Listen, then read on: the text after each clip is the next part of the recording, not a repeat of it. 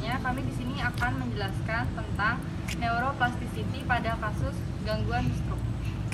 Perkenalkan, nama saya Dara Puspita dengan NIM 2010-70-2004 dan rekan saya Ruth Graciela Sibarani dengan NIM 2010702003. Neuroplastisitas adalah konsep neuroscience yang menuju pada kemampuan otak dan sistem saraf semua spesies untuk berubah secara struktural dan fungsional sebagai akibat dari input lingkungan. Menurut Profesor Irawan, neuroplastisitas juga dikenal sebagai neuroplasticity atau brain plasticity yang merupakan kemampuan jaringan saraf di otak untuk merubah melalui dan reorganisasi sehingga neuron dapat merubah fungsinya, profil kimianya, jumlah dan jenis neurotransmitter yang dihasilkan atau strukturnya. Mengapa neurotransmitter itu penting? Karena peranan penting ini dapat memulihkan organ otak yang bermasalah seperti masalah gangguan jiwa. Neuroplastisitas ini yang berperan untuk membuat otak menjadi normal kembali dan membuat seseorang memiliki harapan untuk masa depan yang lebih baik.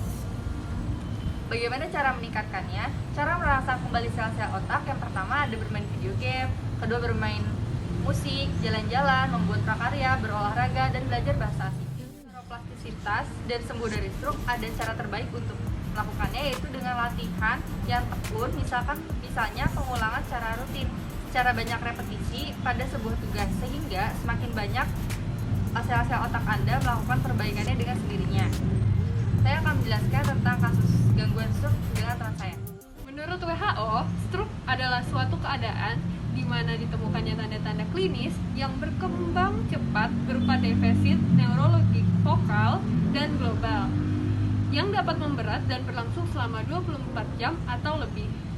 Nah, stroke sendiri juga dapat menyebabkan kematian tanpa adanya penyebab lain yang jelas selain vaskular.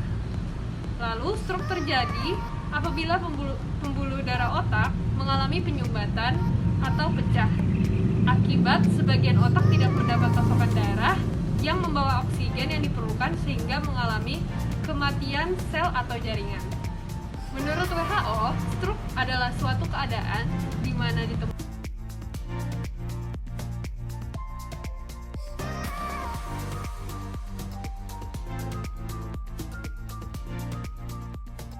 jam atau lebih.